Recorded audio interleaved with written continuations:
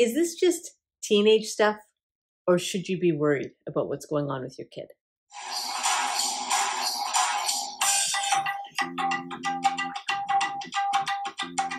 Hi there, and welcome back to Ask Dr. Saira, the show where I answer your questions about personal growth, mental health, and relationships. Today's question comes from Francine. Francine says, how can I tell whether my teenager's behavior is normal teenage stuff or if I should be worried? How can I tell if my teenager's behavior is normal teenage stuff or if I should be worried? This is a really good question, and it's a question that comes up a lot when I'm working with parents around, and they've kind of watched this person, go from all the different stages and phases, and then suddenly they're like different, like very different. And it's always like, is this normal? Is this not normal? And so there's a couple of things that might help answer this question, and I wanted to share those with you. The first, I want to talk a little bit about the teenage brain and some science that you may or may not know about how the brain develops during adolescence.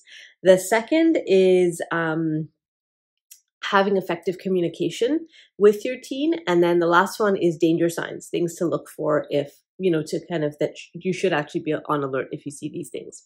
So let's start with the teenage brain. So the best way to think about it is the child brain is kind of like lying in a hammock in the countryside on a quiet afternoon, and you're just kind of lying there and you're rocking and there's clouds in the sky, and it's a very kind of a peaceful place. I mean, it might not seem like that if you're a parent. Your child's brain does not always feel peaceful, but as far as inputs, right, as far as stimulation, children have very specific and few inputs and stimulations. They can kind of drown out a lot of the excess and just really focus on one or two things. You might notice this as far as how immersed children can get in activity, for example, right? So it's their brain is filtering out a lot and not really giving them access to the same things that an adult brain has.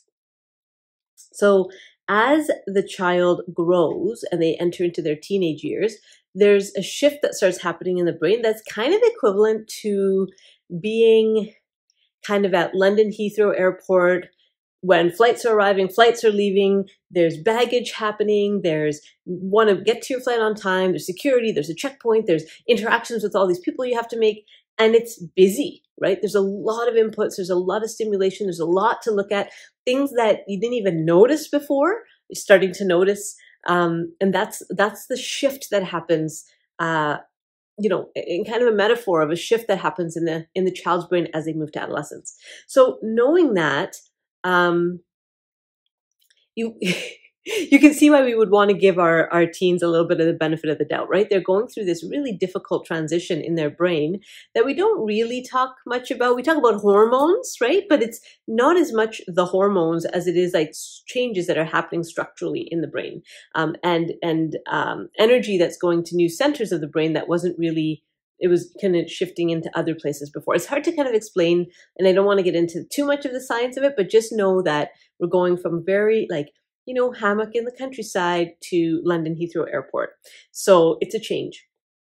If you want to know more about the specifics of teenage brain development, there is another video on this channel on Dragonfly Wellness TV, and it is actually called something like The Teenage Brain. So if you go into the search and you type in The Teenage Brain Dragonfly, you'll find this video, and it's an hour-long presentation that I did for a high school around the teenage brain and the changes. So that's a deeper dive if you want to do that, and it'll help you kind of determine what's just kind of normal behavior based on brain development and what's really not.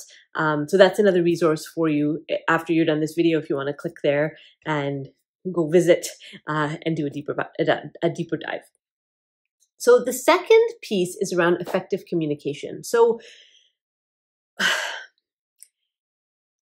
for many parents, it can be kind of frustrating when kids get to the teenage years because their communication style really changes. So, if you had a child that was kind of chatty and kind of, would let you know about every single detail of their day, and suddenly you're asking them how they are, and they're like, fine, how was school? It was fine. And you're kind of getting these one-word responses from your child. It can be frustrating because you're not used to that, right? we can also have kids who are a little bit quiet, suddenly wanting to tell you every detail of their life, and it's like a bit overwhelming. So they're probably not sure how to deal with these changes of communication that are happening internally. So one of the things I recommend around talking to your teenager is letting there be moments that are kind of quiet where you're sharing space together. So that could be, they're kind of on their phone and you're at the kitchen table doing something, or you're driving and they're with you driving. And if there's a way to do this, to provide opportunities of a phone-free time, because the phone is an access point, a social access point for teens, right? For youth. And so if they're not talking to you, they want to be talking to somebody, and they will. They'll go on their phone. And so it's for some families, it helps to have kind of a phone-free time, like maybe dinner time when everybody's sitting at the table, which means you also have to not be on your phone. It might mean like a camping trip or some sort of a longer time together where you're tech-free. Because what you're doing there is you're providing openings and opportunities for your child to engage with you as they want to. One of the mistakes that parents often make is they are kind of pushy when it comes to communicating with their teenager, and they kind of like pry when the young person's not really in the mood to share.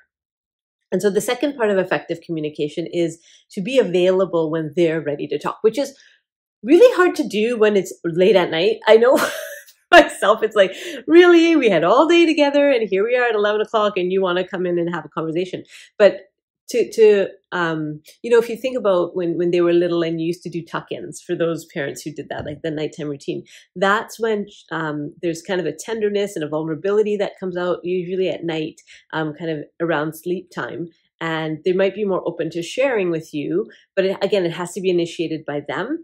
And they have to know that you care and you're interested, right? If your sleep is more important, which I know it is, but it's like prioritizing them when they're wanting to talk, that you stop everything, you drop everything, and you have a conversation. And it can feel frustrating because their timing isn't always great. And part of that is because the way that they're changing, they're becoming very, very self-absorbed, but also very aware of what others think of them, others outside the household. So, it's like they don't really consider what my mom is going through when I want to have this conversation, what my dad is going through when I'm having this response. They just simply can't, they can, but they don't really consider how people in the household and how they're seeing them. They're more concerned about people outside the household, the social environment, and how they're seen there. So it can feel like they've become kind of thoughtless, but that's part of the changes that are happening for them. And not all parents have challenges chatting with their teens. So that's the other thing I want to make really clear is I think sometimes we lump all youth together and say, they're all like this. And that's not true. There are youth who are, they continue that dialogue with their parents throughout into their, young adulthood and beyond. And that's kind of their personality and how they're managing, and also says something about the bond, that's been formed from a young age. But if your child isn't doing that, doesn't mean you don't have a bond. It means that their style is a little different. So those are my thoughts. And again, this isn't like advice per se, because I would probably need to like sit with you and your teen and kind of see where the dynamics are and, what's happening. But it's hopefully a few tips that will be able to, guide you as you're navigating this new world and this new brain that your youth is developing. So in summary, their brain is changing a lot. And so then effective communication. Oh, I forgot the third one, which is probably the most important one, which is the danger signs. So there are specific things to look for when if you see a variety of these signs, it may be time to kind of have some sort of an intervention or seek greater support. So if your usually social teen is suddenly very, very isolated, and not because they've just made a new friend or entered a new relationship or, experiencing a new kind of hobby or pastime, but they're just like suddenly really, really withdrawn. They don't really engage the way that they used to, like just suddenly, and you can't really coax them out of it. And your kid, right? When you feel like something's off, like something's wrong, it likely is. It likely is. Check in with your, other adults in the house, if they're seeing the same things that you are, to kind of do a reality check for yourself. But withdrawal. Another thing might be wanting to avoid going to school, like kind of making up excuses and reasons of why they don't want to go to school. There might be something going on there that that they're having a hard time facing.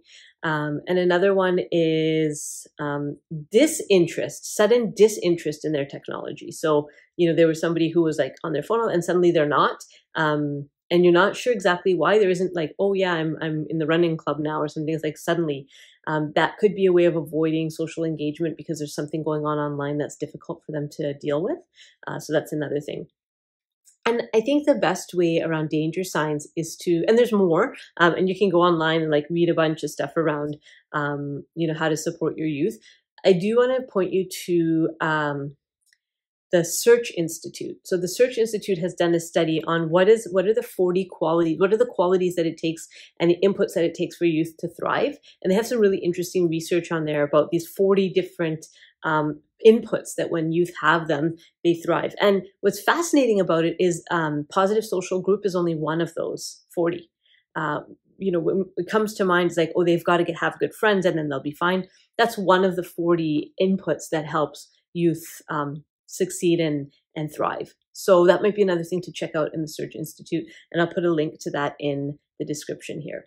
So hopefully that was helpful. I didn't forget the danger signs. Goodness.